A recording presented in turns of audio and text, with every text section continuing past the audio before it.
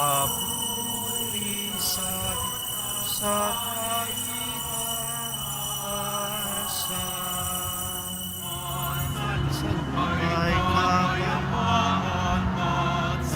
Sa lupa'y kapayapaan sa mga taong kinalulugdan niya.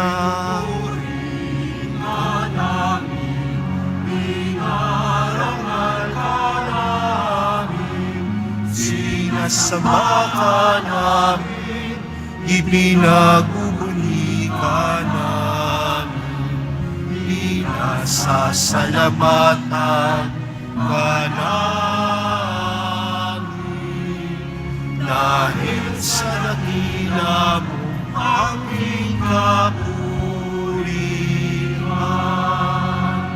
Panginoong Diyos, Hari ng langit, Diyos amang makapangyarihan sa lahat, Panginoong Jesucristo, bugtong anak, Panginoong Diyos, Kordero ng Diyos,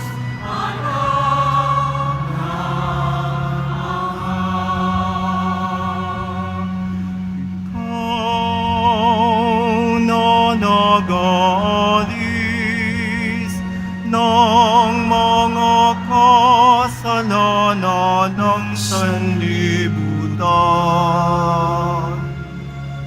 Maawa ka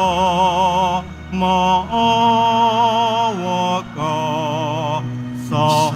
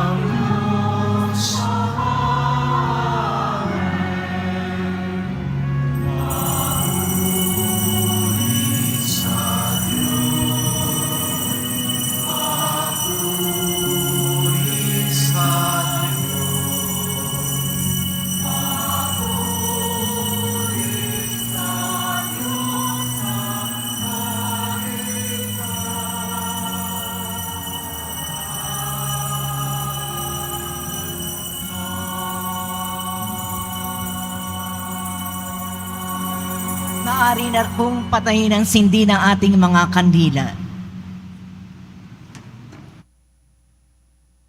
Manalangin tayo.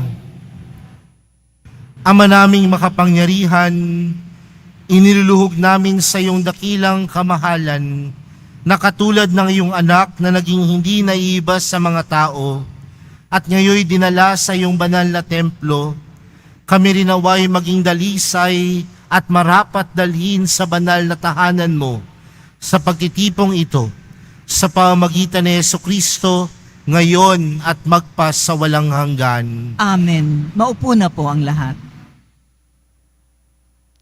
Pagbasa mula sa aklat ni Propeta Malakias. Ito ang sinasabi ng Panginoong Diyos. Ipadadala ko ang aking sugo upang ihanda ang daraanan ko. At ang Panginoon na inyong hinahanap ay biglang darating sa kanyang templo. Darating ang pinakahihintay ninyong sugo at ipapahayag ang aking tipan. Ngunit sino ang makatatagal pagdating ng araw na iyon? Sino ang makaharap pag siya'y napakita na? Siya'y parang apoy na nagpapadalisay sa bakal at parang matapang na sabon. Darating siya para humatol at dadalisayin niya ang mga saserdote tulad ng pagdalisay sa pilak at ginto. Sa gayon, magiging karapat-dapat silang maghandog sa Panginoon at ang mga handog na dadalhin ng mga taga-Huda at Jerusalem ay magiging kalugod-lugod sa Kanya tulad ng dati. Ang salita ng Diyos. Salamat sa Diyos.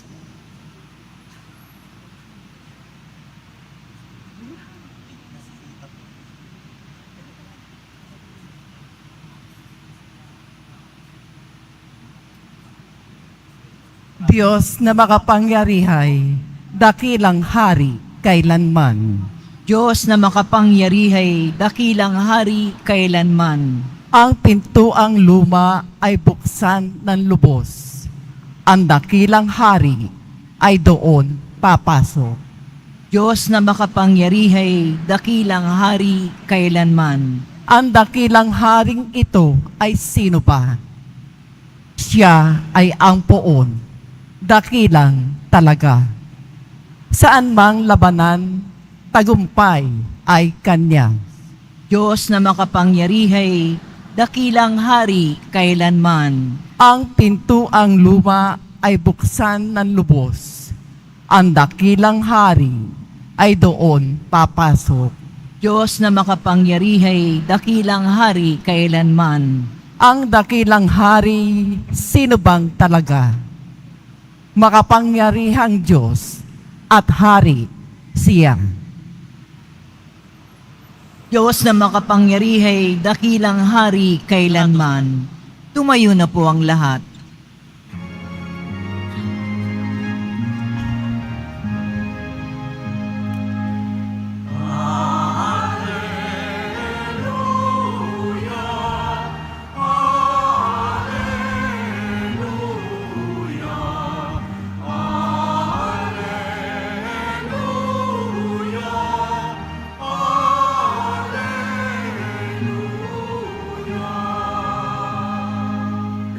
Para sa lahat ng bansa,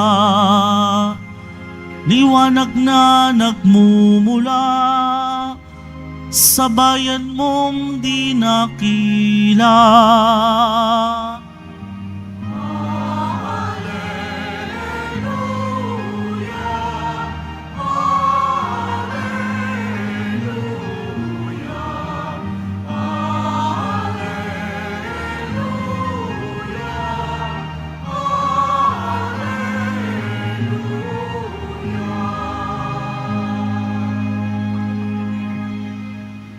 Sumainyo ang Panginoon. At sumaiyo rin. Ang mabuting balita ng Panginoon ayon kay San Lucas. Papuri sa iyo, Panginoon.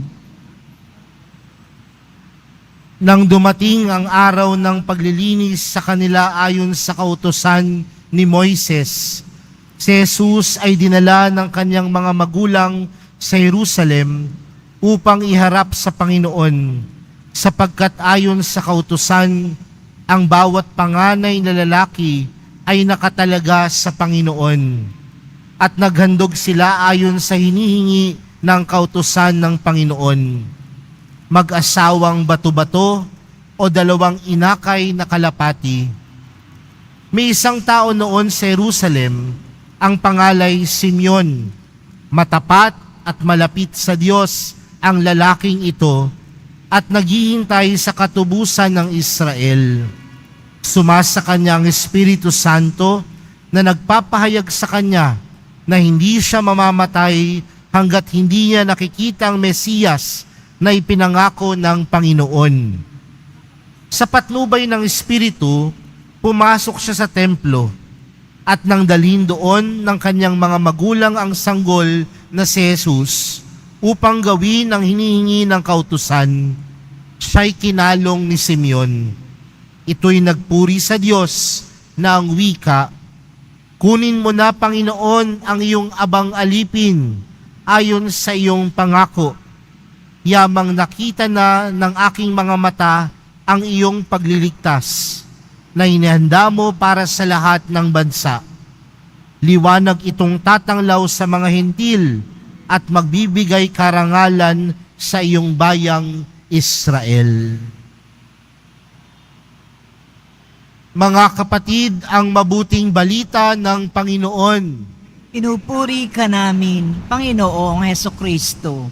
Opo po ang lahat.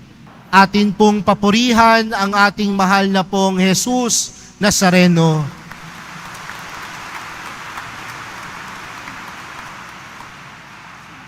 Mga kapatid, sa araw na ito, ipinagdiriwang po natin ang pagdadala kay Jesus na Panginoon sa templo. At alam po natin at napakinggan natin sa pasimula ng ating pagdiriwang, ngayon po ang ika-4 na pong araw makalipas ang kapanganakan ni Jesus. 40 days after the birth of Jesus. At alam po natin ang kwento, mga kapatid. Dinala ni Maria at ni Jose si Jesus sa templo. Inihandog ni Maria at ni Jose si Jesus sa templo. At kung mapapansin po natin ang ating ebanghelyong napakinggan, merong isang karakter na namutawik, ang karakter ni Simeon. At ano ang panalangin ni Simeon sa Diyos? "Makita ko lamang ng aking mga mata ang Mesiyas o ang tagapagligtas, pwede mo na akong kunin." O sa madaling salita, makita ko lamang ang Mesiyas sa pamagitan ng aking mga mata, pwede na akong mamatay. Yun po yung unang bagay na magandang mapagnilayan natin, mga kapatid.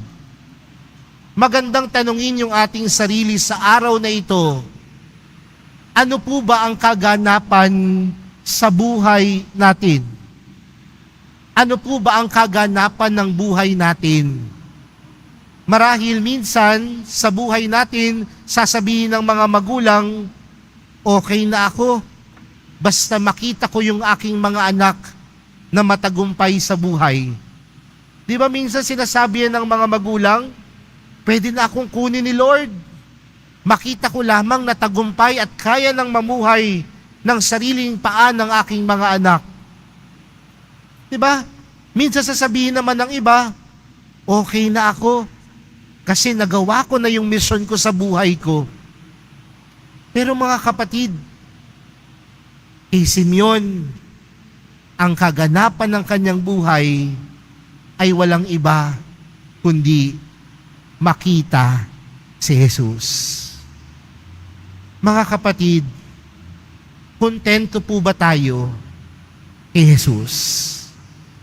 O baka marami tayong mga bagay na hinahanap bukod kay Jesus? Magandang tanungin din sa buhay natin. Ano ba ang nagpapaligaya sa buhay natin? Marahil ang mga kabataan, sasabihin nila, ang nagpapaligaya ay makatanggap o makakuha ng mga gadgets. Marahil ang ilan maging mayaman. Marahil ang ilan magkaroon ng mataas na pinag-aralan, maging matagumpay sa buhay. Walang masama sa mga bagay na ito. Pero wag nating kakalimutan na ang tunay na kaganapan ng buhay ay si Jesus. At kung nakita na natin si Jesus sa buhay natin, tunay nating masasabing si Jesus ay sapat na. At wala na akong hihilingin pang iba. Bakit parang ayaw po ninyo? Baka kasi may hinahanap pang ibang mga bagay. Baka si Jesus kulang pa. Pero sa isang taong malalim ang pananampalataya, si Jesus, tunay na kaganapan ng buhay dahil si Jesus sapat na. Pangalawa, ang Diyos tapat sa kanyang pangako. At wag natin itong kakalimutan. Kung ang Diyos ay tapat sa kanyang mga pangako, tayong mga taong nananampalataya sa Diyos, inalalapit natin sa Diyos ang ating mga panalangin. Inalalapit natin sa Diyos ang laman ng puso natin. Pero may mga pagkakataon na pinagdududahan natin ng Diyos. Minsan napapatanong tayo, naririnig kaya ako ng Diyos? Minsan nagdadalawang isip tayo, tunay nga bang makapangyarihan ng Diyos? Pero sa araw na ito mga kapatid, sa pamamagitan ng kwento ni Simeon, na sa buong tanan ng kanyang buhay, yun lamang ang kanyang panalangin, makita ang Mesiyas, makita ang tagapagligtas, at yun ay ipinagkaloob ng Diyos sa tamang oras at pagkakataon. Dahil ang Diyos ay tunay na tapat. Mga kapatid, huwag kang mapanghinaan ng loob sa mga oras na ikaw ay nananalangin at sa tingin mo walang sagot ang Diyos. Baka ito ang mensahe sa iyo ng Diyos. Sa araw na ito, tunay niyang ipinapadama ang kanyang katapatan sa bawat isa. Ang ating mga hiling may kasagutan. Ang ating mga panalangin may kasagutan dahil ang Diyos ay matapat. Panghuli mga kapatid, sa hinaba-haba ng paghihintay ni Simeon, nakatanggap siya ng biyayang makita si Jesus. At ano pong tinuturo nito sa atin mga kapatid? Na merong kahalagahan sa buhay natin ang paghihintay. Marami sa atin ngayon ayaw nang maghintay. Gusto natin lahat mabilisan. Dahil yan ang tinuturo ng mundo.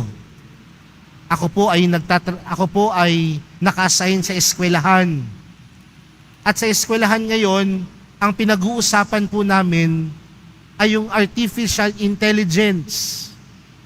Ang mga estudyante, hindi na kailangang mag-isip. Magta-type lang, may essay na. Lahat doon na ang kasagutan. Lahat kasi mabilis. Dati ho ang kape, kailangan mo pang gilingin. Ngayon, ibubuhos mo na lang, kinatatamaran mo pa.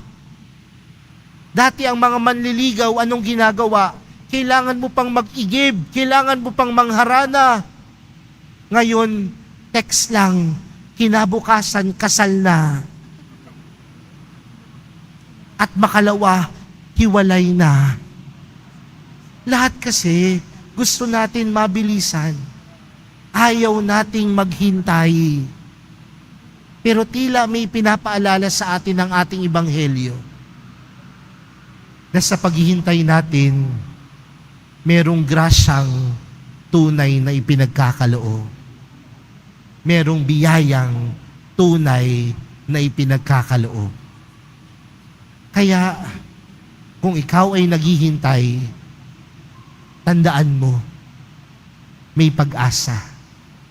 Tandaan mo, may biyayang tunay na ipagkakaloob sa iyo. Kaya mga kapatid, napakaganda ng pagdiriwang natin sa gabing ito. Sinimulan natin sa pagsisindi ng kandila. Pero isang pakiusap ko lamang sa inyo mga kapatid, na yung mga kandilang bit-bit natin, gamitin natin sa ating buhay panalangin. Dahil aminin natin o hindi, alam ko naman, kailan nyo po sisindihan yung mga kandilang yan? Kapag brown out. Nasaan yung pinabless ko sa Quiapo? Diba? No. Tawa po kayo ng tawa kasi totoo po di ba? Pero sa oras na tayo ay nahihirapan sa buhay, sa oras na tayo ay naghihintay, sa oras na tayo minsan ay nagdadalawang isip sa katapatan ng Diyos, sindihan po ninyo ang kandilang yan. Dahil yung mga kadiliman sa puso at isipan natin, sa tulong ni Jesus na nagbibigay liwanag, matatagpuan natin ang kabutihan at pagmamahal ng mahal na pong Jesus Nazareno. Ang mga sindi, ang mga kandilang yan, hindi lamang yang palamuti, kundi pagpapaalala sa atin na kahit madiliman ang buhay natin dito sa lupa, merong liwanag na gagabay sa atin na nagmumula sa mahal na pong Jesus Nazareno. Kaya mga kapatid, sa pagpapatuloy po ng ating banal na misa para sa araw na ito, nawa, gabayan tayo ng Panginoon, gabayan tayo ni Jesus, na ang kaganapan ng buhay, walang iba kundi si Jesus. At kung siya ang kaganapan ng ating buhay, mapagtatanto natin na siya ay mananatiling tapat. At kung siya ay tapat, huwag mapagod maghintay. Dahil sa paghihintay, may biyayang tunay na ipagkakaloob. Amen.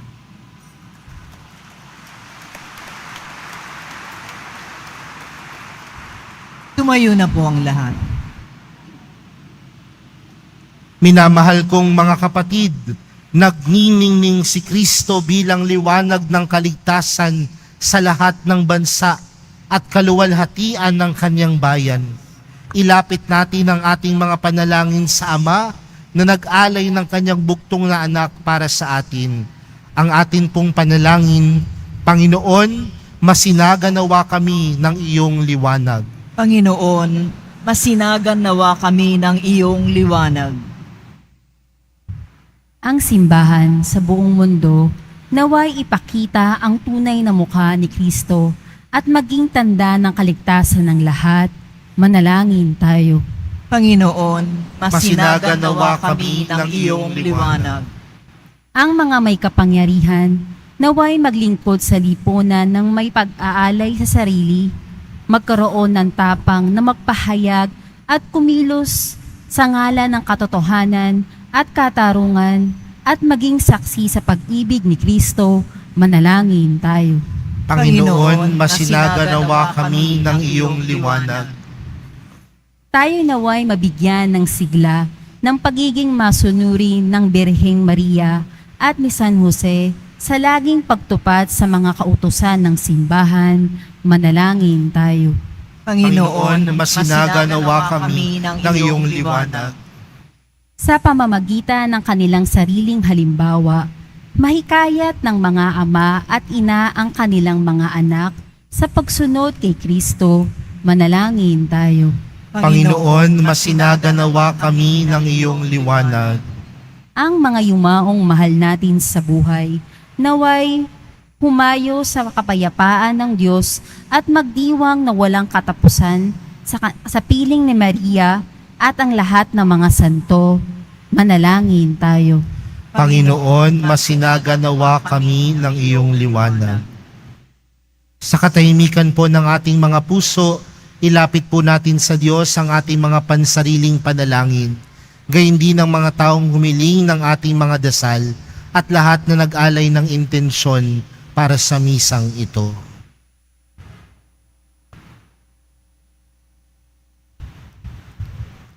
Panginoon, nasa kadiliman kami kung wala ka. Magningning nawa sa amin ang iyong liwanag upang sa aming sariling paraan kami maging mga salamin ng iyong liwanag.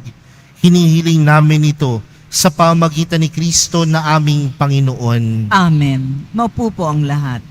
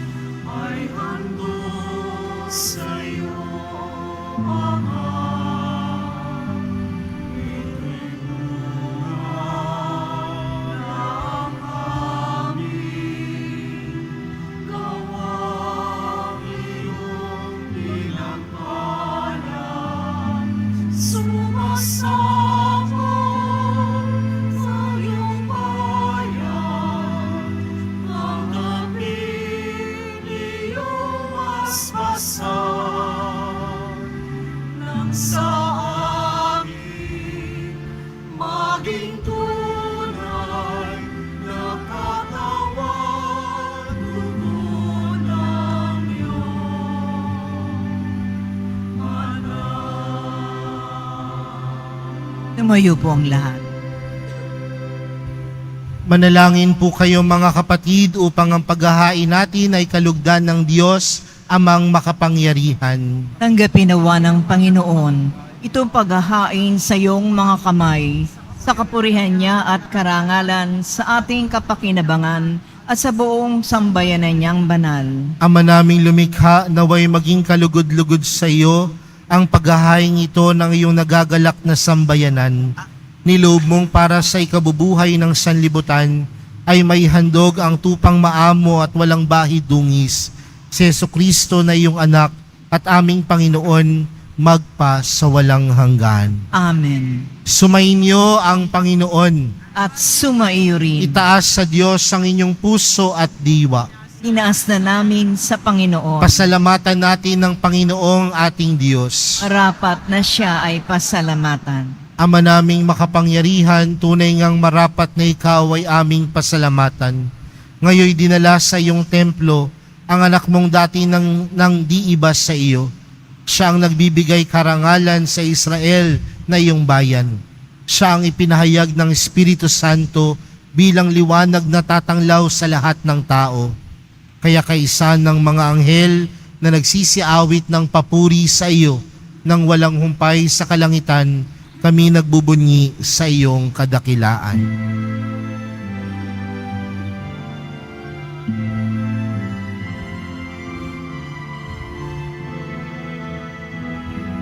Santo, Santo, Santo, Panginoong Diyos ng mga hukbo. Napumuno ang langit at lupa ng kadakilaan mo. Hosana, Hosana sa kaitaasan. Pinagpala ang naparirito sa ngalan ng Panginoon. Hosana, Hosana sa iaasan.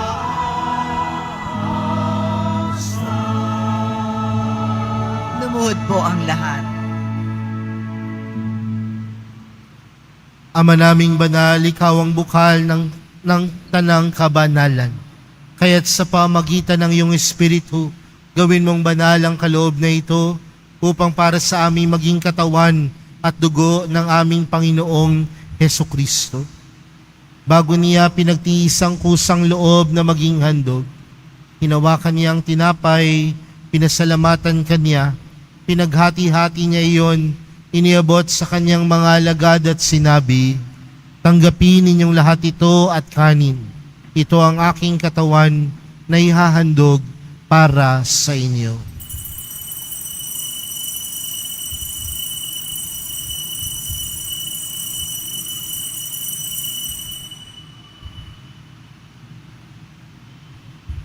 Gayon din naman noong matapos ang hapunan, hinawakan niya ang kalis, muli kanyang pinasalamatan.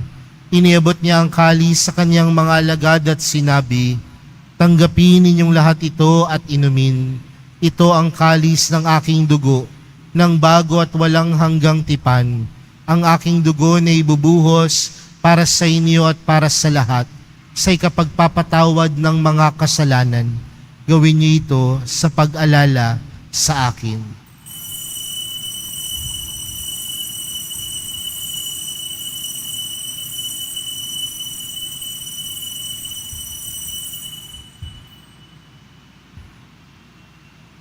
Tumayo po ang lahat.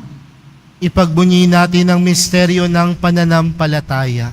Si Kristo'y namatay, si Kristo'y nabuhay, si Kristo'y babalik sa wakas ng panahon. Ama, ginagawa namin ngayon ang pag-alala sa pagkamatay at muling pagkabuhay ng iyong anak. Kaya't inaalay namin sa iyong tinapay na nagbibigay buhay at ang kalis na nagkakaloob ng kaligtasan. Kami nagpapasalamat dahil kami iyong minarapat na tumayo sa harap mo para maglingkod sa iyo. Isinasamo namin kaming magsasalo-salo sa katawan at dugo ni Kristo ay mabuklod sa pagkakaisa sa pamamagitan ng Espiritu Santo. Ama, lingapin mo ang iyong simbahang laganap sa buong daigdig. Puspusin mo kami sa pag-ibig kay San Francisco na aming Papa at ni Jose na aming Obispo at ng Tanang Kaparian. Alalahanin mo rin ang mga kapatid naming nahimlay na may pag-asang sila'y muling mabubuhay, gayon din ang lahat ng mga pumanang. Kaawaan mo sila at patuloyin sa iyong kaliwanagan. Kaawaan mo at pagindapatin kaming lahat na makasalo sa iyong buhay na walang wakas. Kaysa ng mahal na Birheng Maria na ina ng Diyos, ng kabiyak ng puso niyang si San Jose, kaysa ng mga apostol at ng lahat ng mga banal na namuhay dito sa daigdig ng kalugod-lugod sa iyo. May pagdiwang nawa namin ang pagpupuri sa ikararangal mo sa pamagitan ng iyong anak na aming Panginoong Hesukristo. Sa pamagitan ni Kristo, kasama niya at sa Kanya, ang lahat ng parangal at papuri ay sa iyo, Diyos amang makapangyarihan, kasama ng Espiritu Santo, magpa sa walang hanggan.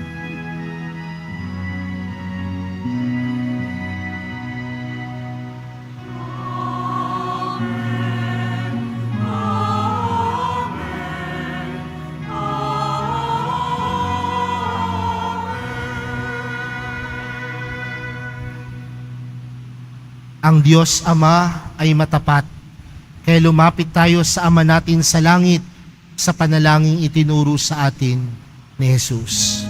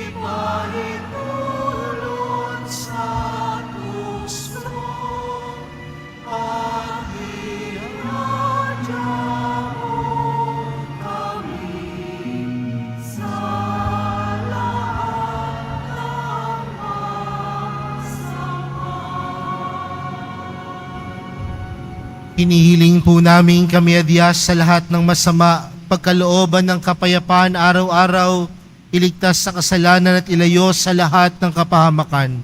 Samantalang aming pinananabikan ang dakilang araw ng pagkapahayag ng tagapagligtas naming si Jesucristo. Sapagkat iyo ang kaharian at ang kapangyarihan at ang kapurihan magpakailanman. Amen. Panginoong Jesucristo, sinabi mo sa iyong mga apostol, kapayapaan ang iniiwan ko sa inyo, ang aking kapayapaan ang ibinibigay ko sa inyo. Tunghayan mo ang aming pananampalataya at huwag ang aming pagkakasala. Pagkalooban mo kami ng kapayapaan at pagkakaisa ayon sa iyong kalooban, kasama ng Espiritu Santo, magpa sa walang hanggan. Amen. Ang kapayapaan ng Panginoon ay laging sumainyo. At sumaiyo rin. Magbigayan po kayo ng kapayapaan sa isa't isa.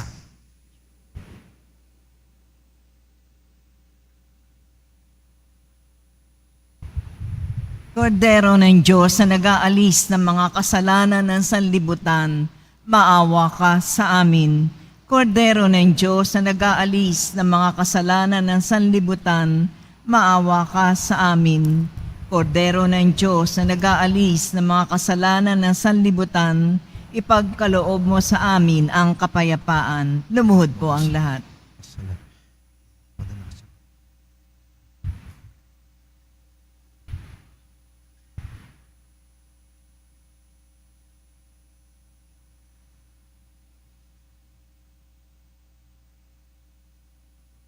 Mga kapatid, narito po si Jesus, ang nagbibigay liwanag sa ating buhay. Siya ang kordero ng Diyos. Siya ang nag-aalis ng kasalanan ng sanlibutan. Mapalad ang mga inaaniyahan sa kanyang piging. Panginoon, hindi ako karapat-dapat na magpatuloy sa iyo, ngunit sa isang salita mo lamang ay gagaling na ako.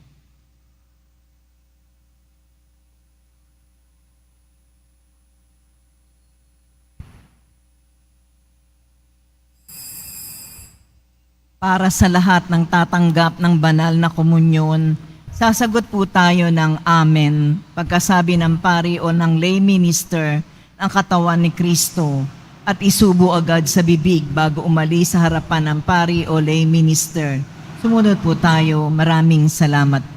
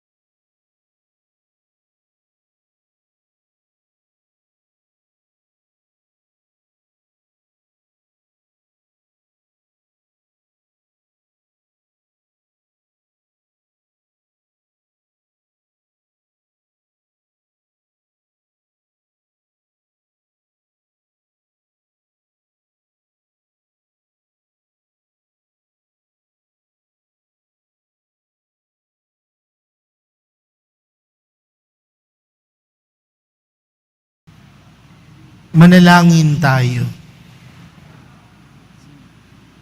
Ama naming mapagmahal, sa pangtagap namin ng pagkinabang, naway mapasa aming lubusan ang iyong kagandahang loob na kinamtang ganap ni Simeon noong matupad ang kanyang inaasam na wag munang mamatay hanggang hindi nakikita ang Mesiyas.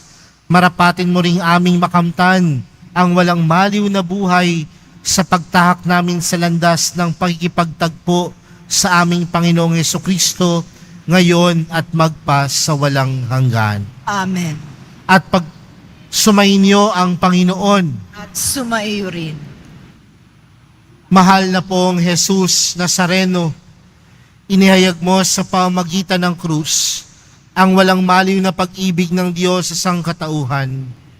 Pakinggan mo ang kahilingan ng iyong angkan na nagsusumamo sa iyo.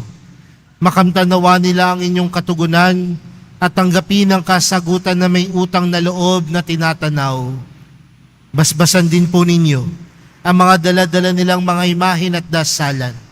Sa pamamagitan ng bendisyon na ito, naway maalala nila ang mga pangako nila noon sa binyag, na ikaw ay kanilang iibigin at paglilingkuran bilang Panginoon, magpas sa walang hanggan.